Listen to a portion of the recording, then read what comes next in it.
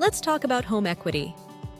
It's the difference between your home's value and the mortgage balance. This financial tool enables homeowners to leverage their property's worth to make a new purchase without rushing to sell. Buying before selling has undeniable advantages. You can act fast in a competitive market, avoid the stress of consecutive closings, and take your time preparing your current home for sale. Now let's look at 3 incredible benefits. First, it provides flexibility in timing your moves. Second, it allows for fresh opportunities without the pressure to sell quickly.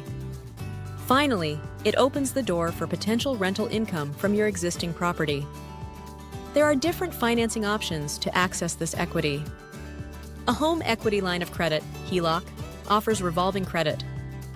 Home equity loans provide a lump sum.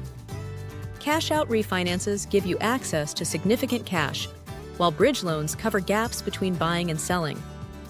What do lenders require? Expect them to check credit scores, debt-to-income ratios, and income verification. A minimum of 20% equity helps in securing financing. Buying before selling has pros and cons. The pros include securing a new home without rush, while the cons might mean managing 2 mortgages temporarily.